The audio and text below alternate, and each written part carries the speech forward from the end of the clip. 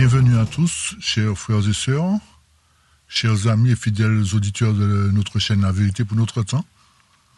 Nous sommes heureux de vous retrouver aujourd'hui pour un nouveau moment d'étude, un nouveau moment de méditation et de recherche sérieuse de la parole de Dieu. Donc, pour cela, nous remercions chacun de vous pour votre présence, votre fidélité, votre intérêt pour les vérités solennelles destinées à notre époque. Que le Seigneur bénisse abondamment tous ceux qui nous écoutent aujourd'hui.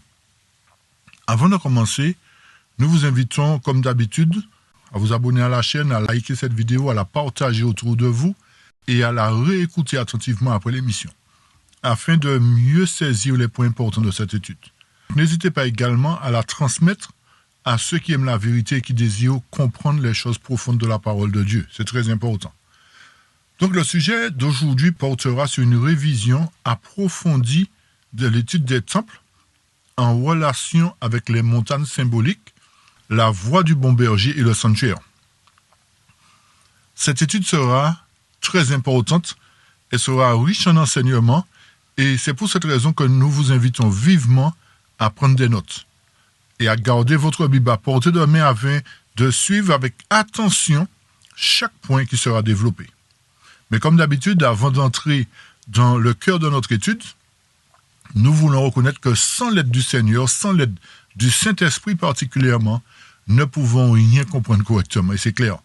C'est pourquoi, avant de développer ce sujet, nous vous invitons à prendre la position pour la prière afin de demander à Dieu sa direction, sa lumière et la présence de son Saint-Esprit. Père éternel, que la louange, l'honneur, le règne, la gloire et la puissance te reviennent dès maintenant et pour toujours. Alors que nous ouvrions ta parole, nous te réclamons, Seigneur, l'aide du Saint-Esprit, le consolateur, l'esprit de vérité qui doit nous conduire dans toute la vérité. Dispose le cœur de tout un chacun et fortifie-nous, bénis-nous, accorde-nous la mémoire nécessaire, l'obéissance à ta parole et que nous puissions marcher selon tes recommandations.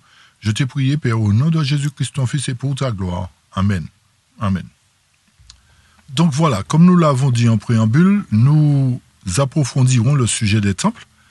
Et vu que nous ne sommes pas là pour faire la course, chers amis, mais nous sommes là dans le but de permettre à tout un chacun de mieux comprendre afin que le peuple de Dieu puisse marcher d'un commun accord dans la vérité. Donc c'est pour cette raison que nous apporterons des évidences supplémentaires concernant le sujet des temples comme nous venons de l'énoncer.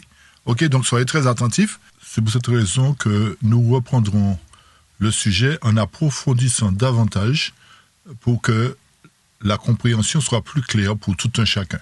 Rappelez-vous la fois dernière où nous avons présenté le sujet concernant le royaume, nous montrant que ce royaume doit être établi dans le temps de ses rois selon Daniel 2, verset 44 et verset 35, et selon aussi Daniel 7, verset 18 et 27.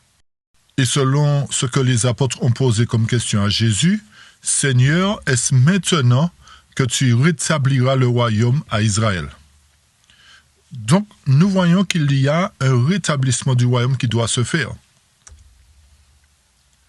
Mais notez bien que ce rétablissement ne se fera pas dans le ciel. Pourquoi ?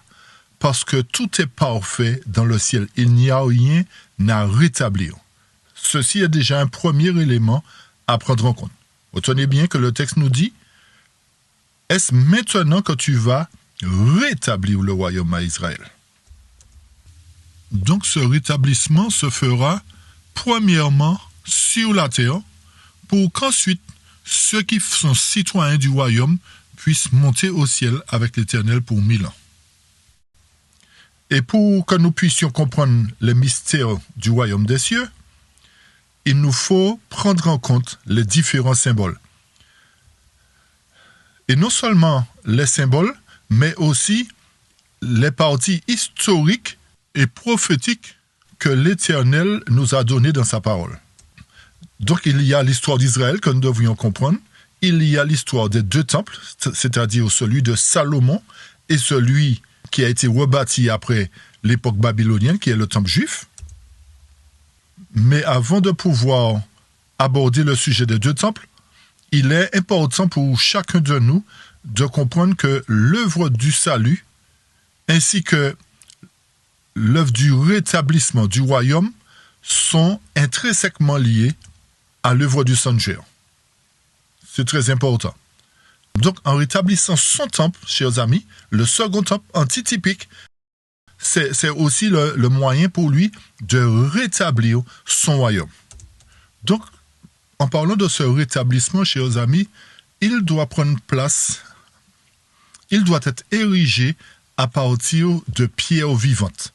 Quand nous parlons de pierres vivantes, nous parlons d'humains, nous parlons d'âmes vivantes, nous ne parlons pas de pierres physiques. Donc, en rétablissant ce royaume, chers amis, l'Éternel choisira des pierres, des âmes vivantes, afin de les équarrir, de les nettoyer, de les purifier, dans le but de faire partie de cet édifice spirituel qu'il a l'intention de rétablir, une fois de plus, dans le temps de ses rois, chers amis. Pas après le temps de ses rois, mais dans le temps de ses rois. Donc, vous comprenez bien à partir de ces points que nous venons d'énoncer que pour ceux qui veulent monter au ciel, il faut passer déjà premièrement par la case rétablissement d'église, rétablissement du temple, rétablissement du peuple de Dieu à travers la vérité. Personne ne montera au ciel s'il ne fait pas partie du temple qui sera rebâti. Et c'est pour cette raison que les paraboles sont là pour nous enseigner les mystères du royaume des cieux. Vous avez bien compris, chers amis? Personne ne montera aux cieux s'il ne fait pas partie du temple qui sera rétabli. Et pour que nous puissions comprendre le sujet du temple, il nous faut approfondir les paraboles, approfondir le sujet du sanctuaire, approfondir le sujet des temples types, afin que nous puissions avoir cette claire compréhension du second temple, des temples dans l'antitype. Quand nous parlons de type, nous parlons de choses qui se sont passées, et lorsque nous parlons d'antitype, nous parlons de choses qui devront trouver leur réalisation à notre époque particulièrement. OK? Pour que nous ayons une claire compréhension du sujet du rétablissement du second temple, il nous faut prendre en compte, comme nous l'avons dit tout à l'heure, les symboles qui correspondent au temple. D'accord? Ou encore, qui correspondent au temple qui doit être rebâti dans le temps de ses rois. Le symbole qui correspond à l'établissement du second temple est la montagne. Lorsque nous étudions, lorsque nous abordons les versets de Michée 4, verset 1 ou Ésaïe 2, il nous est dit ceci, qu'il arrivera dans la suite des temps que la montagne de la maison de l'Éternel sera fondée sur le sommet des montagnes, qu'elle s'élèvera par-dessus les collines et que les peuples y afflueront. Alors nous voyons ici qu'il doit y avoir une montagne qui devra s'établir sur le sommet des montagnes. Ce chapitre de Michée 4 et d'Ésaïe 2, que vous lirez aussi chez vous, est en lien avec Daniel chapitre 2 et Daniel chapitre 7. D'où la pierre qui se détache sans le secours d'aucune main, qui frappe tout le système mondialiste de la statue pour que, en réalité, cette pierre devienne une montagne. Et c'est là que nous voyons, chers amis, que cette montagne est un symbole d'église, parce que les peuples y afflueront. Et rappelez-vous que, selon Daniel chapitre 2, versets 44 et 35, que le Dieu des cieux doit établir son royaume. OK? Et que cette pierre, en venant frapper la statue, devint une grande montagne et remplit la terre. Donc, en établissant le lien entre Daniel chapitre 2 ainsi que Daniel 7, versets 18 et 27, comme nous l'avons dit tout à l'heure, et Ésaïe 2 et Michée 4, nous voyons que les peuples doivent affluer vers la montagne. Donc, il se trouve que si nous ne comprenons pas réellement le sujet de la montagne, ce qu'elle symbolise, nous ne comprendrons pas non plus qu'il doit y avoir un rétablissement, qu'il doit y avoir un second temple. Nous ne comprendrons pas non plus le mystère du rétablissement du royaume. Vous nous suivez? Donc, il nous faut toucher tous ces points pour qu'enfin le mystère du royaume soit élucidé. ne pouvons pas parler du mystère du royaume en restant simplement dans les paraboles. Et c'est là que les liens doivent être établis, que les pièces du puzzle doivent prendre place à travers Daniel 2, Daniel 7, Michée 4, Ésaïe 2, etc. Donc, en ayant ce point de départ, concernant la montagne, qui est simplement un lieu où les peuples vont affluer, ou autrement dit, le royaume de Dieu établi, ou encore le temple qui sera rétabli, donc les peuples viendront chercher instruction dans ce temple-là, une fois qu'il sera rétabli. Pourquoi? Parce que aujourd'hui, sur la surface de la terre, il y a la confusion. Il y a une multiplicité de doctrines. Mais ce n'est pas la volonté de Dieu qui s'accomplit ainsi. Donc, pour que la volonté de Dieu soit rétablie, justement, pour que la gloire de Dieu puisse resplendir à travers son peuple, il doit le rétablir d'abord à travers une église, à travers une montagne. OK? Et pour comprendre le sujet de la montagne, il nous faut justement aller dans le type, c'est-à-dire dans l'Ancien Testament, à travers l'histoire passée, pour comprendre le mystère que renferment les deux temples, c'est-à-dire celui de Salomon, qui a été bâti premièrement, et celui du temple juif qui a été bâti secondement après le retour de la déportation babylonienne. Donc, c'est en considérant attentivement l'historique de ces deux temples que nous serons plus à même de comprendre ce qui se réalisera dans l'antitype à travers la prophétie de Zacharie 6 concernant les deux montagnes ou encore à travers l'érection de deux temples à l'ère chrétienne, chers amis. C'est pour cette raison que nous apporterons des explications supplémentaires pour que le sujet soit enfin clair pour chacun et que nous ne puissions plus nous tromper quant à la connaissance du rétablissement du royaume, mais que le sujet soit enfin plus limpide, plus clair pour chacun de nous, pour que nous puissions effectivement ne plus enseigner l'erreur, mais enseigner la vérité. D'accord? Donc, pour comprendre une fois de plus ces points, il nous faut prendre le point de départ qui est Abel, c'est-à-dire le sacrifice qu'Abel a offert, ainsi que celui de Caïn, bien entendu. Ensuite, il nous faut prendre en compte brièvement, on va faire cela brièvement, il nous faut prendre en compte le service cérémoniel dans le désert, c'est-à-dire le tabernacle qui avait été dressé dans le désert. Ensuite, toucher les deux temples, comme nous l'avons dit, et arriver au point où c'est Jésus qui devient celui qui intercède pour chacun de nous. Tout cela pour finaliser l'œuvre du salut à travers l'œuvre de Christ. Donc nous comprenons qu'à travers les sacrifices d'animaux qui ont commencé dans le jardin d'Éden, cela préfigurait l'œuvre de Christ qu'il devait commencer après sa mort et sa résurrection sur la croix. D'accord? Il devait commencer cette œuvre d'intercession, et tant que cette œuvre d'intercession se poursuit dans le ciel, il y a grâce, ça c'est une chose. Mais le but et l'œuvre de Christ dans le sanctuaire, justement, a pour but de rétablir une église à sa ressemblance. Vous avez bien compris ce que nous disons? L'objectif de Christ à travers le sanctuaire, particulièrement au moment où lui, il officie, est pour rétablir son royaume, ou encore rétablir le second temple antitypique. C'est pour cette raison que nous ne pouvons pas exclure l'œuvre de Christ. Nous ne pouvons pas non plus exclure le sanctuaire, comme certains le font, parce qu'en faisant cette exclusion du sanctuaire, en annulant justement l'œuvre du sanctuaire dans le ciel, en disant qu'il n'y a pas de sanctuaire dans le ciel, nous sommes en train de dire qu'il n'y a pas d'intercession, il n'y a pas de salut en gros, parce que le salut, l'œuvre du salut passe par le sanctuaire, chers amis. Et c'est pour cette raison, ou encore le service cérémoniel. Bien entendu, il n'y a plus de service cérémoniel, nous l'avons compris. Mais c'est Christ qui officie. Il a remplacé les hommes qui officiaient en prenant lui-même les choses en main. Pourquoi? Parce que lui seul est digne de sauver. Lui seul est digne d'intercéder. Donc, ce qui se faisait dans le passé préfigurait Jésus qui allait prendre les choses en main. Donc, nous sommes arrivés à l'époque où, justement, il sera sur le point de rétablir son temple, de rétablir son royaume. OK? Très bien.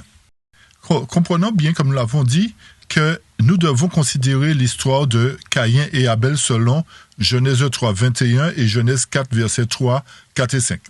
Rappelez-vous qu'il y avait une offrande qui était présentée par Abel et Caïn.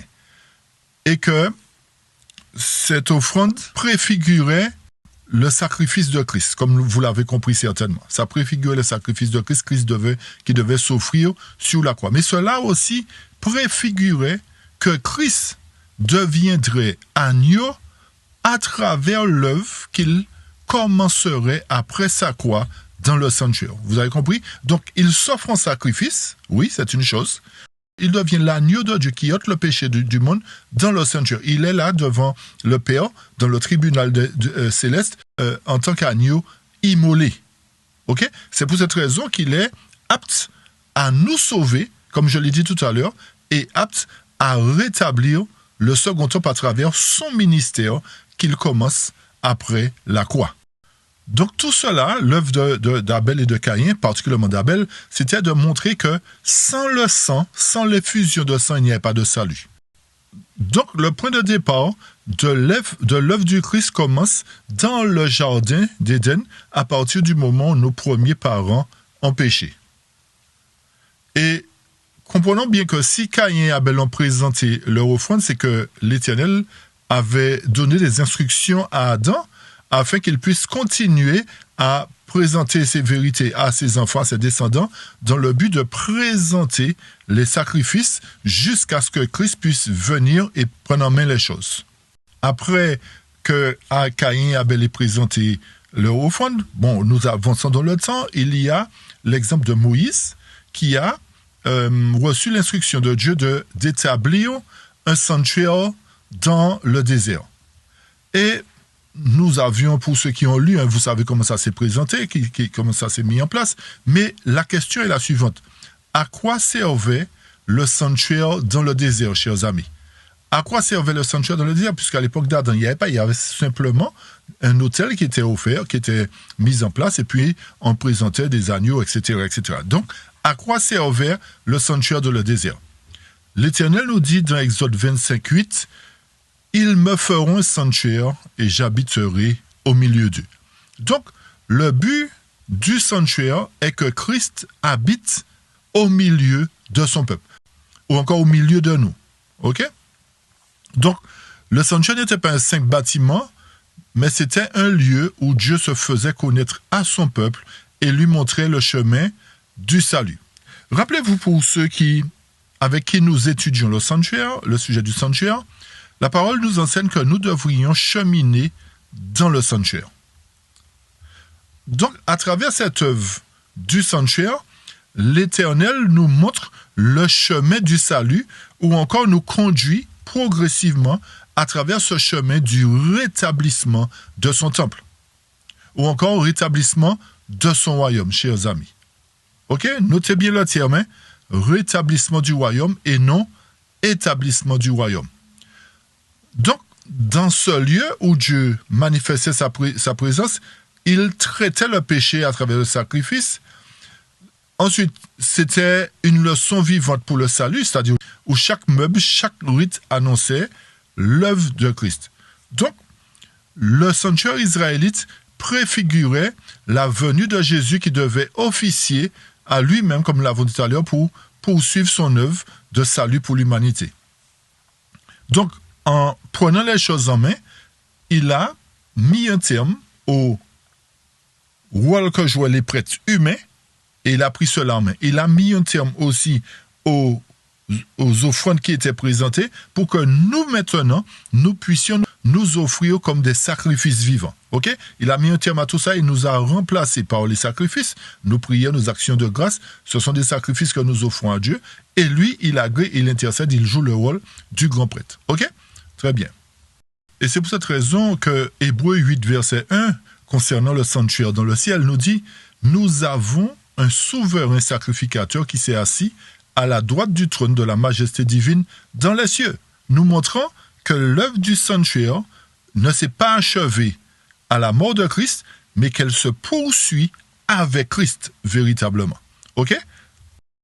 Donc, à l'instant où nous parlons, puisqu'il existe un sanctuaire, nous voyons que Christ, il intercède pour nous. Il est aussi notre avocat et notre souverain sacrificateur. Donc, il fait la médiation pour nous en face du Père. D'accord? Donc, quelqu'un qui vous dit qu'il n'y a pas de sanctuaire aujourd'hui annule Hébreux 8:1. Annule l'œuvre de Christ qui est en train d'intercéder, de faire la médiation pour nous. Et comprenons bien que tant que Christ intercède dans le sanctuaire, il est capable de sauver parfaitement ceux qui s'approchent de lui. Donc, ce qui revient à dire qu'il y a encore grâce. Tant que l'intercession continue dans le sanctuaire, il y a grâce. Et Christ nous donne accès au trône de Dieu. Ce qui revient à dire que, à travers l'œuvre du salut, il sauve ceux qui viennent véritablement à lui. OK? Puisque, rappelez-vous que les apôtres croyaient à l'œuvre du sanctuaire, chers amis. Puisque dans Apocalypse chapitre 5, Jean le révélateur nous dit qu'il vit au milieu du trône des 4 êtres vivants et au milieu des vieillards un agneau qui était là comme immolé. Il avait 7 cornes, 7 yeux, qui sont les 7 esprits de Dieu envoyés par toute la terre. OK? Donc, ce signe, déjà, nous confirme que Jésus, en tant qu'agneau, c'est lui qui est en train d'intercéder. Comme nous l'avons dit, nous faisons cette étape pour, à un moment donné, aboutir à l'établissement du second temple, d'accord? Et en passant par les temples. Donc, retenez bien que c'est à travers cette œuvre du sanctuaire qu'il rétablit progressivement sa maison, qu'il rétablit son temple, chers amis. Donc, en tant que pierre vivante aujourd'hui, nous devrions être équarris, travailler comme l'ont été les pierres du temple type, des temples types. D'accord? Il y a un travail qui a été fait, nous allons le dire tout à l'heure, mais nous apportons déjà quelques éléments. OK? Notez ce point particulier, chers amis. La notion du sanctuaire n'est pas donnée, ou la compréhension du sujet du sanctuaire n'est pas donnée à tous les peuples. Bien que une majorité de chrétiens possèdent la Bible aujourd'hui, mais la compréhension du sujet du sanctuaire n'a pas été donnée à tous les peuples. Ça, c'est très important. Deuxièmement, rappelez-vous que l'Éternel avait choisi un peuple particulier et en lui donnant la vérité du sanctuaire, chers amis. Et c'est pour cette raison qu'il est venu habiter au milieu de ce peuple à travers le sanctuaire. Ce qui revient à dire que la vérité du sanctuaire qui inclut le rétablissement du royaume, qui inclut le rétablissement du second temple, appartient à un peuple particulier. Et c'est pour cette raison que l'Éternel a pour mission de rétablir son royaume ou son temple à travers ce peuple particulier. C'est parce que ce peuple particulier, justement, qui comprend le sujet du sanctuaire, qui comprend le mystère du rétablissement du royaume, mais ce sera ce peuple-là, en fait, qui aura pour mission de terminer l'œuvre d'évangélisation dans le monde lorsque le temple sera rétabli. D'accord? Donc, c'est pour cette raison que l'Éternel, au départ, nous avait montré qu'il n'a pas donné la compréhension du sanctuaire à tous les peuples. C'est à un peuple particulier, c'est à son peuple, celui qui garde le sabbat, qui garde les commandements, qui fait comme Christ demande. C'est ce peuple, c'est à travers ce peuple-là que la restauration se fera, ou encore, c'est à travers ce peuple-là que le royaume sera établi, rétabli, et que l'Église de Dieu, l'Église qui proclamera la vérité, triomphera, dominera toutes les fausses doctrines, toutes les fausses théories qui ont été introduites dans les différentes organisations qui se disent chrétiennes aujourd'hui, par exemple. D'accord? Donc, l'Éternel a un travail à faire, et pour que ce travail se fasse, il doit rétablir un temple à sa ressemblance, un temple qui proclame la vérité et seulement la vérité. D'accord? Et c'est pour cette raison aussi que Jésus disait aux apôtres, à vous il a été donné de connaître le mystère du royaume, mais pas à eux, montrant que c'est encore une fois, dans le Nouveau Testament, à un peuple particulier qu'il s'adresse, chers amis. Il ne s'adresse pas à tout le monde pour ses affaires. Ses affaires concernent son peuple, on va dire. D'accord? Donc ce peuple-là, qui est particulier, ne dit pas que le sanctuaire est aboli. Il ne dit pas qu'il n'y a plus de sabbat. il ne dit pas qu'il n'y a plus de commandement. D'accord? Ce peuple-là ne dit pas ça. Au contraire, il continue à obéir, à suivre l'Éternel comme l'Éternel le recommande. Donc, nous voyons effectivement qu'il y a ce point aussi à retenir. Donc, comprenez bien que s'il n'y a pas de peuple qui proclame la vérité pure de la parole de Dieu, que l'humanité sera perdue. Parce que ce n'est pas l'erreur qui sauve, mais c'est la vérité. Donc l'Éternel, dans le temps de ses rois, lorsqu'il rétablira son royaume, rétablira la vérité. Rétablira un peuple qui proclame la vérité dans le but d'aller sauver tous ceux qui pensent être dans la vérité alors que ce n'est pas le cas. Voilà le plan que Dieu a à mettre en place en rétablissant son royaume. Donc, comme nous le disions tout à l'heure aussi, peut-être que nous répétons certaines choses, mais c'est pour bien mémoriser les choses, chers amis. Le sanctuaire céleste a pour but de faire quoi? Le sanctuaire céleste demeure tant qu'il y a des âmes à sauver. C'est pour cette raison que nous disons qu'il y a un sanctuaire. L'œuvre du sanctuaire continue. Donc, tant qu'il y a des âmes, le sanctuaire doit demeurer. Parce que c'est pour cette raison qu'il a été mis en place, chers amis. OK? Donc, l'œuvre de Christ, il a accompli, donc Christ a accompli son œuvre à la croix, ça c'est une chose. Ensuite, qu'est-ce qu'il fait à travers ce que vous voyez ici? Il intercède pour nous. OK, aujourd'hui, il intercède pour nous. Mais pendant qu'il intercède, il y a ce troisième point qui est le jugement investigatif. D'accord? Un jugement investigatif qui correspond au jugement des morts croyants. D'accord? Des morts croyants qui sont morts depuis des années, des siècles. Il est pas en jugement pour conserver le nom de ceux qui sont aptes dans le livre de vie et éliminer le nom de ceux qui ne sont pas aptes dans ce même livre. D'accord? Donc, c'est ça le jugement investigatif qui se déroule aujourd'hui dans le sanctuaire. Donc, nous voyons que Christ fait plusieurs choses en même temps. Il intercède pour les vivants et il juge aussi en même temps les morts. Ensuite, une fois que le jugement des morts se terminera, il passera justement à la moisson. La moisson qui correspond justement au rétablissement du royaume. C'est à partir de la moisson que le rétablissement se fera. En d'autres termes, pour qu'il y ait rétablissement du royaume, il faut qu'il y ait une séparation entre l'ivraie et le bon grain. Premièrement, dans l'Église de Dieu, lorsque nous parlons d'ivraie et du bon grain, ne parlons pas du monde. Nous ne parlons pas du jugement simultané du monde et de l'Église. Non, nous parlons d'abord du jugement de l'Église, de ceux à qui Dieu a confié sa vérité. Donc, la moisson doit se faire, et une fois que la moisson, ou encore la séparation de l'ivraie et du bon grain, ou encore du criblage se fera, ce sera le moment où le temple, où le royaume sera rétabli, chers amis.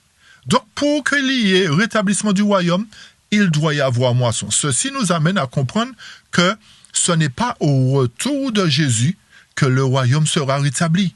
Ce n'est pas au ciel que le royaume sera rétabli, comme nous l'avons dit. Parce que, le point que nous avons touché, c'est qu'il n'y a rien à rétablir au ciel.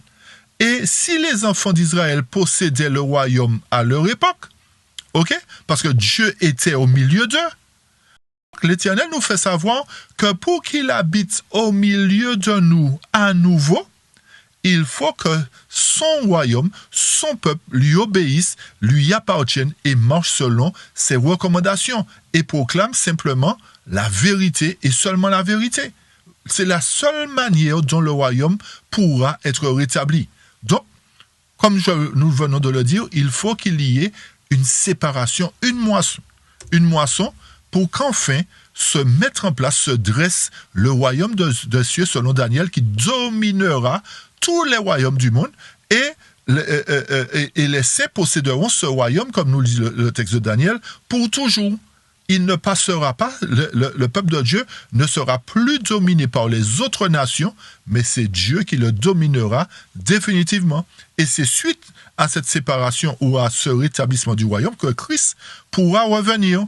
Nous avons montré les signes dans les études précédentes où c'est au son de la trompette de Dieu que Jésus revient, etc. Tandis que nous avions montré dans Matthieu 25 que Jésus ne pouvait pas revenir, séparer les boucs d'avec les brebis à sa venue, à son retour en gloire. Nous l'avions montré. Donc, vous voyez ces études aussi pour que vous ayez une claire compréhension du rétablissement de ce royaume. Comme le disons, chers amis, nous répétons les choses 2 ou 3 fois pour que vous puissiez bien comprendre. Hein? D'accord? Donc, soyez patients. Si vous avez déjà compris, c'est bien.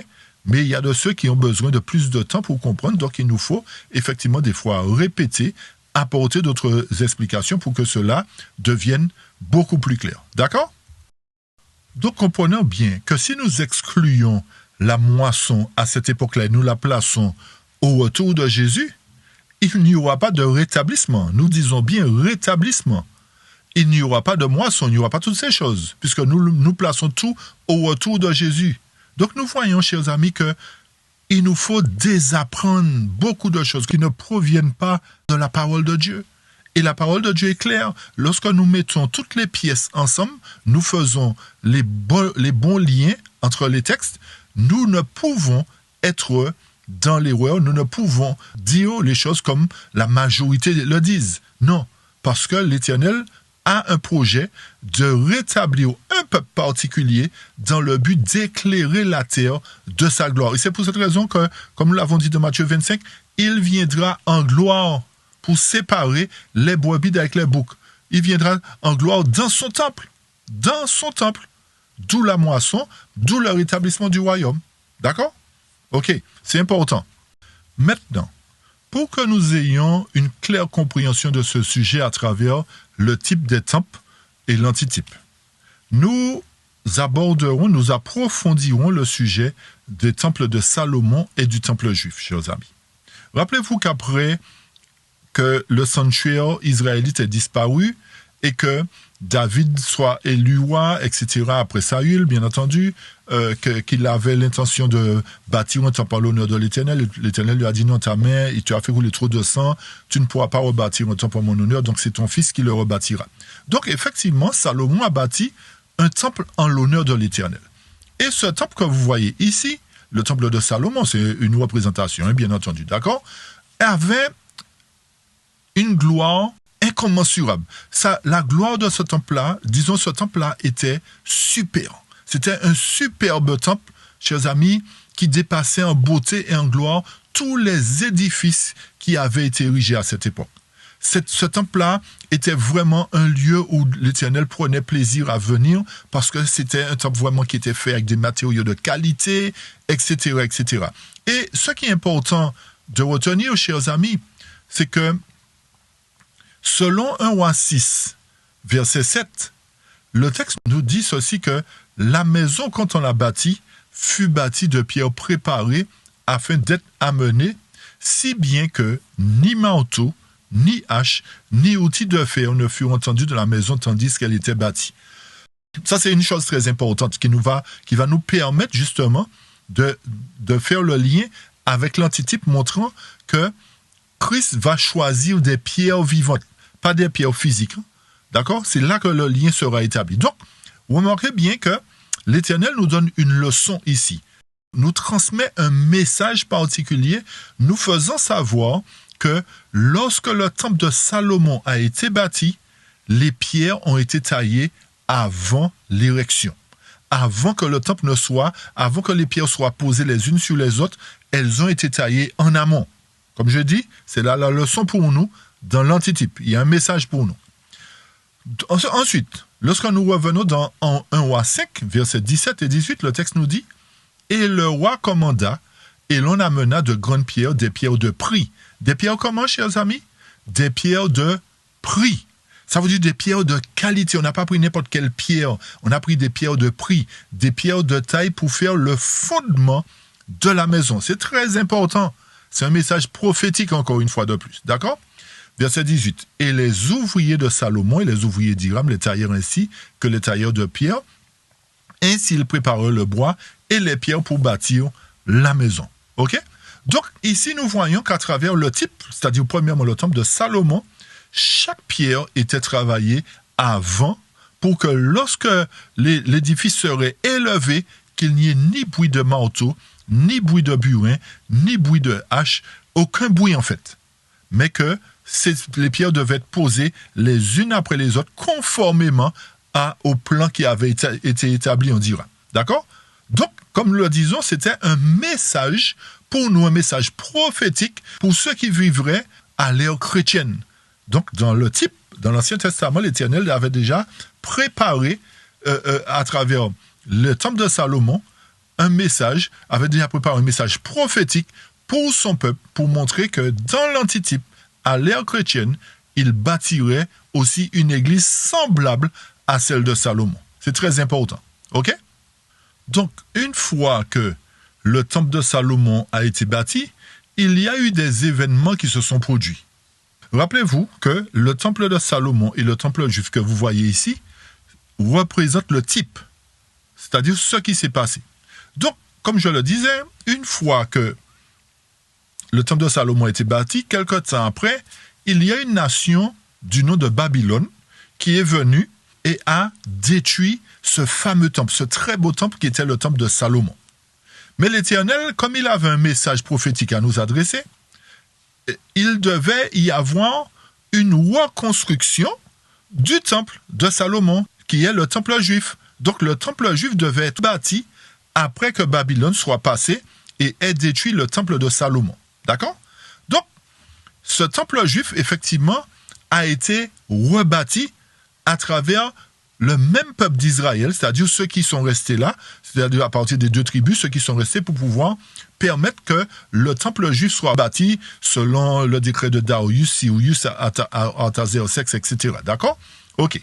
Mais le point qu'il faut noter ici, pour nous permettre de faire le lien avec l'antitype, ce point est très important, chers amis, notez bien que la nation qui est venue et qui a écrasé le temple de Salomon, qui a pillé le temple de Salomon, qui a pris tous les objets, etc., s'appelait Babylone. Ça, c'était pour le type. Donc, entre les 2 temples, chers amis, il y a une destruction qui s'est mise en place. Entre le premier temple et la reconstruction du second temple que vous voyez ici, il y a un événement qui s'est passé, c'est Babylone qui a détruit. Alors, non seulement Babylone a détruit le premier temple, mais il y a un espace-temps qui s'est établi entre le temple de Salomon et le temple juif. Cet espace-temps, dans le type, nous devrions le retrouver aussi dans l'antitype. D'accord? C'est pour nous montrer que l'Éternel fait bien les choses. Là où les choses ont été, l'Éternel nous montre que cela sera à nouveau. À l'identique si on veut. OK? Ça, c'était pour le type. Allons maintenant dans l'antitype, chers amis. Allons maintenant dans l'antitype. Nous voyons ici que dans l'antitype, il doit y avoir 2 montagnes, selon Zacharie 6 que nous avons énuméré tout à l'heure. Ces 2 montagnes symbolisent en quelque sorte l'église apostolique que Christ devrait ériger à son époque, et ensuite l'église purifiée qui doit prendre place très bientôt à la fin des temps, ou encore cette église qui purifiée qui symbolise la mise en place ou encore le rétablissement du royaume de Dieu. D'accord, chers amis? Lorsque nous parlons d'église purifiée, nous parlons d'église à la ressemblance divine. Autrement dit, nous parlons de peuple qui composera cette église. Un peuple qui sera celui qui fera partie du royaume de Dieu. Vous avez bien compris qu'avant que nous puissions monter au ciel, chers amis, nous devrions être citoyens du ciel sur la terre. Et si nous voulons être citoyens du ciel sur la terre, nous devons marcher dans le sanctuaire, nous devons cheminer dans le sanctuaire, nous devons marcher dans l'obéissance, nous devons observer le sabbat, faire comme les enfants d'Israël faisaient. C'est très important.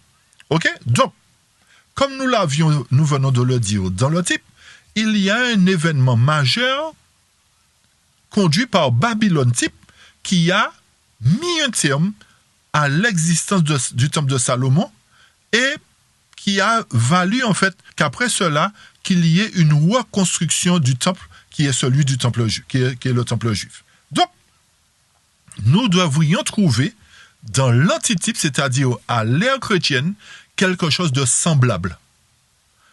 Une action semblable qui a mis un terme à l'existence du premier temple, ou encore qui a mis un terme à l'existence de l'Église apostolique, pour qu'en finalité, l'Éternel puisse rétablir un second temple. Donc, il y a un événement majeur aussi qui s'est déroulé là, chers amis. Et cet événement majeur a été mis en place par Rome, qui a endossé, qui a porté le titre de Babylone dans l'antitype. Vous nous suivez jusque-là? Je reprends. Dans le type, il y a une nation qui dominait le monde, qui s'appelait Babylone. Retenez bien les termes qu'on emploie. Cette nation dominait le monde. Ok? C'était Babylone type. Dans l'antitype, puisqu'il y a, que l'Éternel nous a dit qu'il doit y avoir 2 montagnes, et puisqu'il y a une particulièrement que l'Éternel a bâtie, qui est l'Église apostolique, il a bâti de ses propres mains ce temple. Il a choisi les apôtres lui-même. Il n'a pas ordonné quiconque pour choisir les apôtres. Il a fait le travail lui-même, montrant qu'à l'ère chrétienne, c'est Christ qui doit bâtir le premier et le second temple, pas les hommes. La fonction des hommes, c'est terminé à partir de la croix. Donc Christ, lui, devait être celui qui rétablirait son royaume. D'où la question des apôtres: Seigneur, est-ce à ton époque, est-ce là maintenant où nous sommes avec toi que tu rétabliras le royaume? L'Éternel a dit non, ce n'est pas à vous de connaître. Donc ça voudrait dire que le royaume ne devait pas être rétabli à l'ère apostolique, mais que cette réalisation devrait trouver son accomplissement à la fin des temps, dans le temps de ces rois. D'où le fait que la première église a été détruite. C'est-à-dire l'église apostolique, comme cela l'a été concernant le temple de Salomon. Donc, le pouvoir romain à l'ère chrétienne, qui a endossé le titre de Babylone, comme nous venons de le dire, a détruit le premier temple à l'ère chrétienne, qui est l'église apostolique. Comme cela fut le cas dans le type. On répète à nouveau, c'est pour que ça soit clair. OK? Vous avez bien compris ça? Notez que la nation romaine, cette nation, qu'est-ce qu'elle faisait? Notez que cette nation, de même que Babylone type, dominait le monde. Les Romains dominaient le monde à travers la statue de Daniel. Vous voyez, la bête indescriptible qui avait les dents de fer, etc. Cette nation romaine dominait le monde, comme cela fut le cas à l'époque de Babylone. Tout ceci, chers amis, a été mis en place pour notre enseignement, pour nous permettre de savoir qu'il n'y a rien de nouveau sous le soleil. Tout ce qui a été, c'est ce qui sera. Donc, dans le type, une nation s'appelant Babylone a mis un terme au temple de Salomon. L'Éternel a été obligé de rebâtir le temple juif. Dans l'antitype à l'ère chrétienne, l'Éternel avait érigé un temple qui est l'église apostolique. Rome, endossant le type de Babylone, a détruit ce temple, montrant aussi que l'Éternel devrait rebâtir un second temple à sa ressemblance. Ça, c'est une chose. Donc, de même qu'il y avait un espace-temps entre le temple de Salomon et l'érection du temple juif, il y a aussi un espace-temps durant le moment où le premier temple apostolique a été détruit et l'érection du second temple. Ce temps occupé par Babylone type et par la Babylone antitype, c'est-à-dire Rome qui a endossé le titre de Babylone. Donc, nous voyons ici les 2 similitudes. Donc, voilà toutes ces évidences-là qu'il faut prendre en compte. D'accord? Nous poursuivons. Maintenant, touchons un autre aspect. Un autre aspect qui est très, très, très important à travers le livre d'Agée. Suivons attentivement. Allons dans Agée, chapitre 2, versets 3, 9 et 7. Nous avons mis dans le désordre pour que vous puissiez bien comprendre la chose. Agée 2, versets 3, 9 et 7. Le texte nous dit: Qui est de reste parmi vous qui ait vu cette maison dans sa première gloire, et comment la voyez-vous maintenant telle qu'elle est? N'est-elle pas comme rien à vos yeux? Pause. L'Éternel est en train, à travers Agée, de poser une question au peuple qui devait rebâtir le second temple, c'est-à-dire le temple juif, après que Babylone ait écrasé le premier temple qui est celui de Salomon. Agée pose la question: est-ce qu'il y a des survivants qui ont vu la beauté du temple de Salomon? Et il dit: mais est-ce que vous qui avez bâti le second temple et qui avez connu le premier temple, comment vous voyez le second temple là, par rapport à la gloire du premier temple? Est-ce qu'il y a quelque chose, est-ce qu'il y a une différence? Eh bien, je pense que oui, chers amis, puisque le premier temple de Salomon était un temple que rien n'égalait en beauté et en gloire. Donc, certainement, ils ont dit, mais le temple juif qu'on vient de bâtir là n'a rien à voir avec le temple de Salomon parce que il n'est pas aussi beau, il n'est pas aussi grandiose, il n'est pas aussi splendide, etc.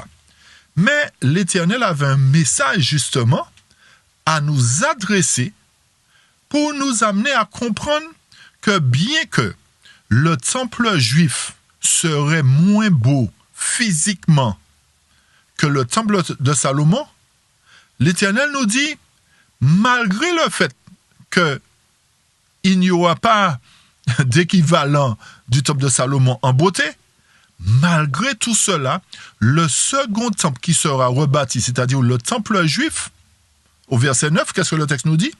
La gloire de cette dernière, c'est-à-dire la gloire du temple juif qui sera rebâti après la destruction du temple de Salomon, sera plus grande que la première. Je reprends.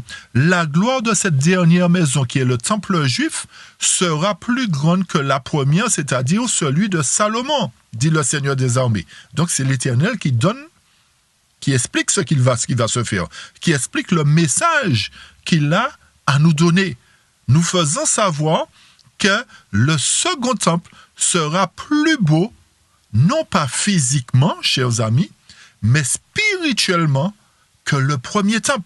Le premier temple, celui de Salomon, était beau physiquement, on est clair, tandis que le second sera moins beau physiquement, mais dépassera en gloire le premier spirituellement. Et il dit, en ce lieu, c'est-à-dire dans le second temple, c'est là que je donnerai la paix. Vous avez compris, chers amis? Ça, c'est un autre message. Donc, l'Éternel nous dit que la gloire du temple juif, la gloire de cette dernière maison sera plus grande que la première. Et d'autre part, il nous dit que c'est dans ce second temple qu'il donnera la paix. Mais est-ce réellement dans le temple juif que l'Éternel a donné la paix, chers amis? C'est là la question. Est-ce que dans le temple juif que l'Éternel a donné la paix? Nous pouvons dire oui et non. D'abord non. Pourquoi? Parce que ce sont ces Juifs qui ont crucifié Jésus-Christ. Donc ils n'ont pas reçu la paix. Ils n'ont pas accepté la paix de Christ. Oui, pourquoi? Parce que les apôtres, étant juifs, ont reçu l'appel du Seigneur. Et en recevant l'appel du Seigneur, ils reçoivent la paix. OK? Mais le message aussi serait pour l'antitype. D'accord? À travers cela, nous voyons que l'Éternel nous adressait un message prophétique quant à la réalisation ou encore la mise en place ou l'érection du second temple dans l'antitype. Vous avez bien compris, chers amis? Le fait que l'Éternel a dit « En ce lieu, je donnerai la paix » et nous savons que concernant le temple juif, l'Éternel n'a pas donné la paix, il n'y a pas eu la paix. Au contraire, il a eu la guerre puisque le temple lui-même a été détruit, Jésus a été crucifié, etc., montrant que concernant le temple juif, il n'y a pas eu de paix. Donc, c'était un message pour ceux qui vivraient à l'époque où le second temple dans l'antitype serait rétabli. Ce serait un message pour ceux qui vivraient dans les derniers temps lorsque le royaume serait rétabli, montrant que c'est à travers le royaume ou encore à travers l'érection du second temple que la paix viendrait, que l'Éternel donnerait la paix. D'accord, chers amis? Ceci nous montre que lorsque le second temple sera rétabli, la paix viendra sur la terre. D'où Daniel 2 et Daniel 7 que nous avons lu tout à l'heure.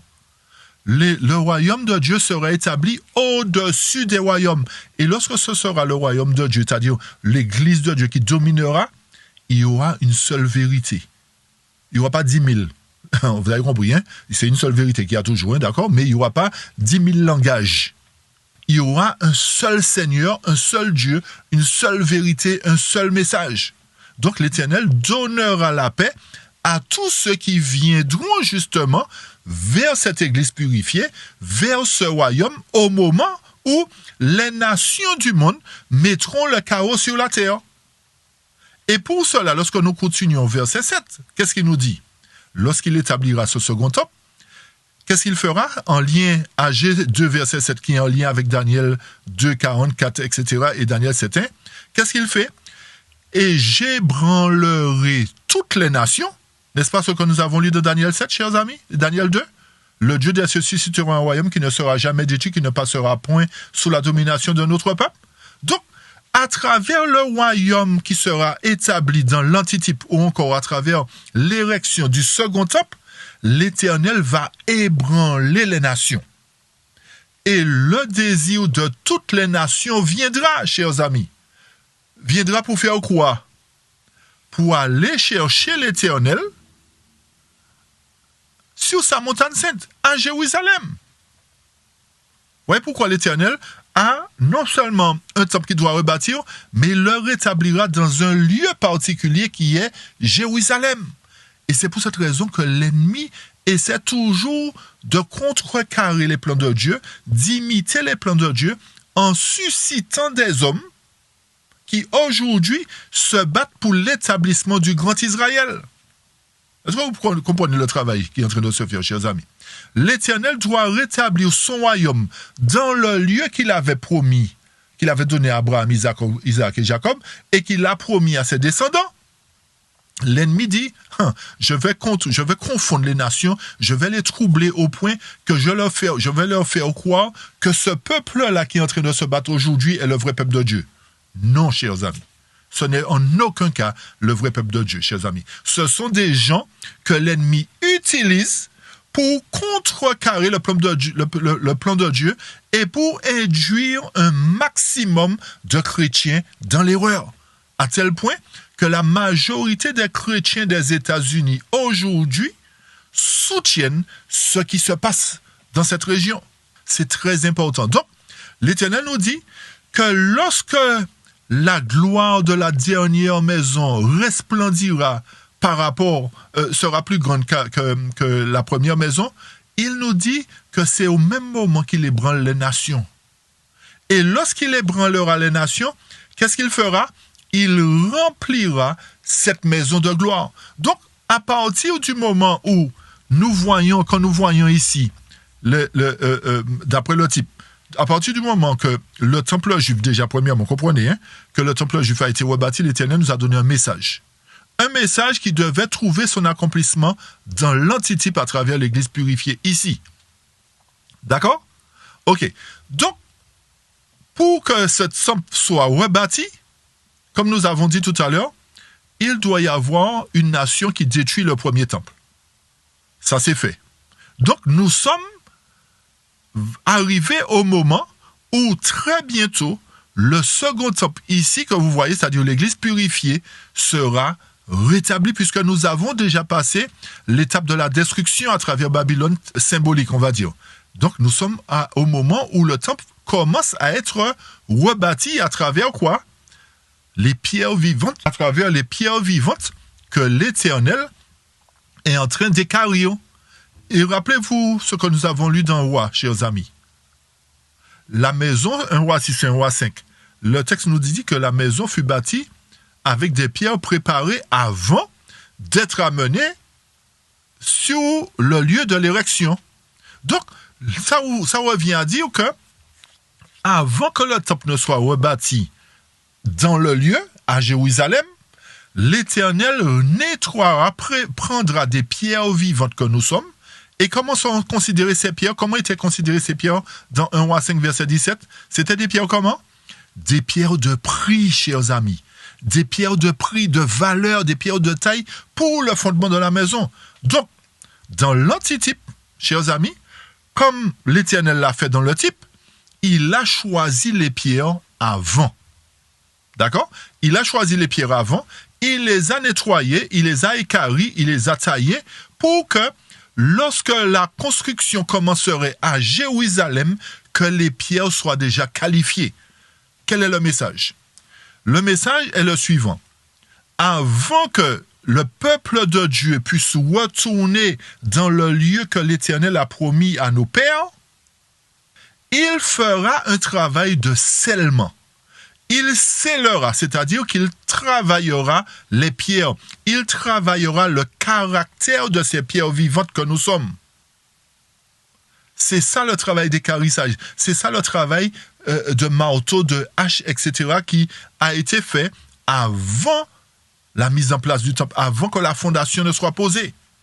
Donc l'Éternel nous fait savoir que ce message prophétique concerne le peuple des derniers temps qui sera travaillé à travers le message de l'Éternel, à travers la vérité que l'Éternel apporte à son peuple, pas au monde pour le moment, à son peuple d'abord, afin que son peuple puisse se laisser travailler, puisse se laisser équarrir, puisse se laisser marteler, buréner, on va dire comme vous voulez, pour qu'enfin, lorsque le moment viendra où l'Éternel reprendra les choses en main, lorsqu'il récupérera son royaume, son territoire dans la main des nations, qu'à ce moment-là, le temple soit bâti ou encore que le royaume soit rétabli, chers amis.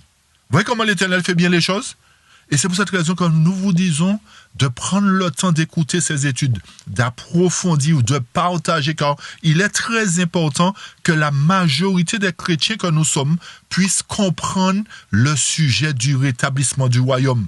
Ce rétablissement ne se fera pas au ciel. Comme je l'ai dit, il n'y a rien à rétablir au ciel. Tout est parfait. Ce qui a à rétablir doit se faire sur la terre, chers amis, à travers un peuple qui se laissera travailler par l'Éternel. Autrement dit, un peuple qui laissera l'Éternel changer son caractère dans le but de recevoir la robe de justice. Voilà la vérité, chers amis. Voilà comment le royaume doit être rétabli.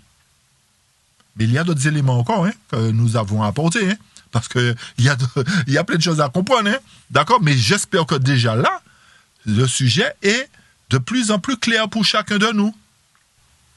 Puisque notre sujet du jour dépasse les 1h30, nous atteignons les 2 heures. Donc, ce que nous ferons, chers amis, nous couperons l'étude en deux. Nous partagerons déjà cette première partie avec vous pour que ça ne soit pas trop long, trop prenant pour vous. Donc, on fera l'autre partie qu'on mettra en ligne d'ici la fin de la semaine. D'accord? Donc, prenez le temps déjà d'écouter cette première partie-là. Et puis, nous souhaitons que l'Éternel vous bénisse, vous garde. Et nous souhaitons aussi que vous soyez attentifs à la seconde partie que nous mettrons en ligne d'ici la fin de la semaine, si Dieu le veut bien. D'accord?